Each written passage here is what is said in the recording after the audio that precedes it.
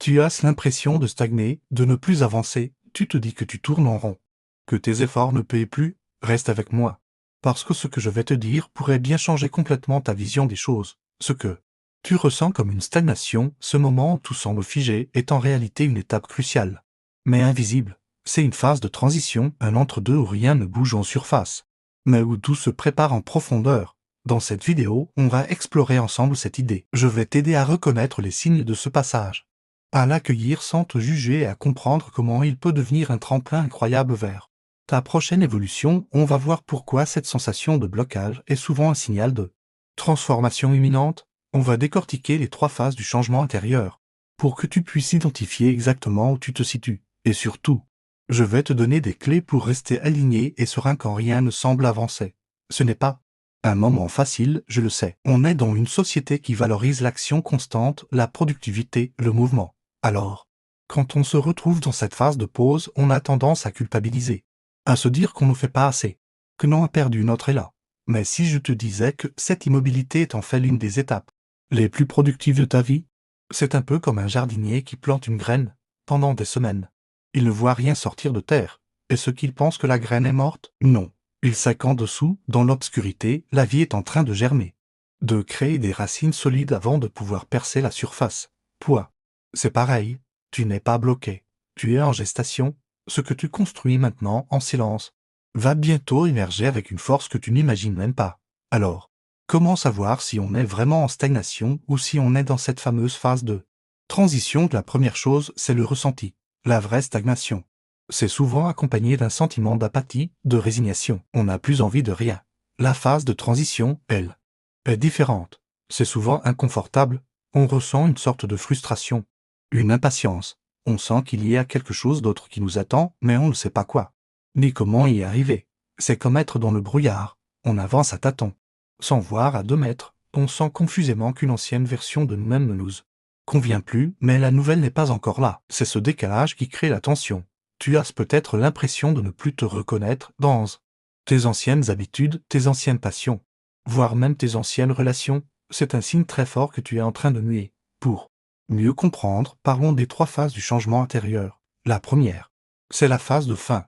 C'est le moment où tu te détaches de ce qui n'est plus aligné avec toi.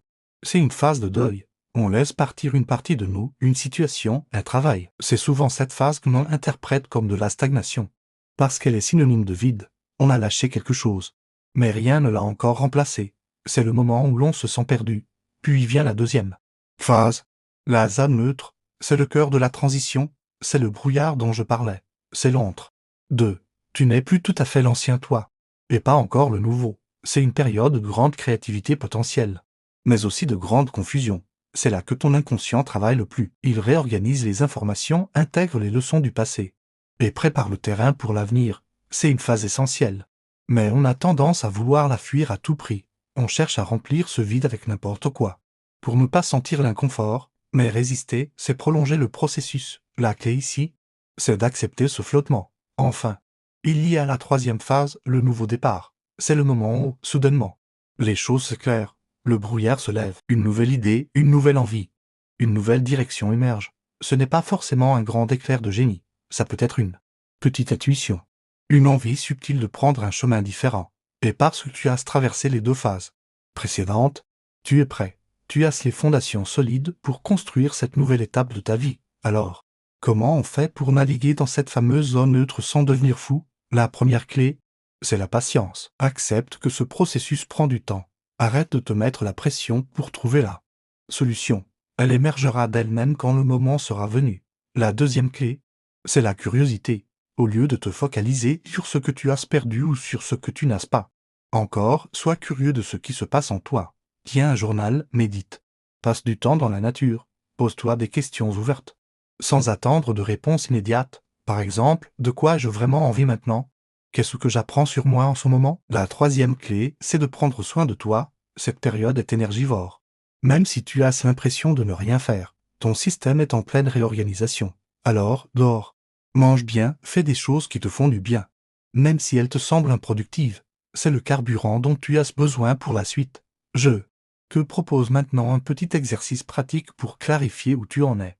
Prends une feuille et dessine une ligne de temps À gauche, écris mon ancien moi. Décris la personne que tu étais, ce qui te définissait. Ce qui était important pour toi et qui ne l'est plus aujourd'hui. Sois honnête. À droite de la ligne, écris mon futur moi. Imagine, sans te mettre de limite. La personne que tu aimerais devenir. Quelles sont ses qualités, ses valeurs? Comment vit-elle au quotidien et au milieu, là où tu es maintenant? Écris zone de transition. Sous ce titre, note simplement ce que tu ressens aujourd'hui, la confusion, la frustration, l'impatience. Mais aussi peut-être une petite lueur d'espoir. Cet exercice va t'aider à visualiser le processus, à accepter l'étape actuelle comme un pont. Et non comme une impasse. Il te montre que tu es en mouvement. Même si tu ne le sens pas, le lien entre patience, clarté et croissance personnelle est fondamental. On pense souvent qu'il faut de la clarté pour pouvoir agir et grandir, mais parfois, c'est l'inverse. C'est en acceptant de ne pas avoir la clarté, en étant patient dans le flou, que la vraie croissance se produit. C'est dans ce vide que l'on se reconnecte à notre intuition, à notre sagesse intérieure. C'est là qu'on découvre des facettes de nous-mêmes que l'on ignorait. C'est une invitation à faire confiance au processus de la vie. Cette vidéo est vraiment une invitation à changer de regard sur ces moments d'immobilité apparente. La prochaine fois que tu te sentiras bloqué, au lieu de paniquer ou de te critiquer, essaie de te dire « Ok, je suis entre deux étapes.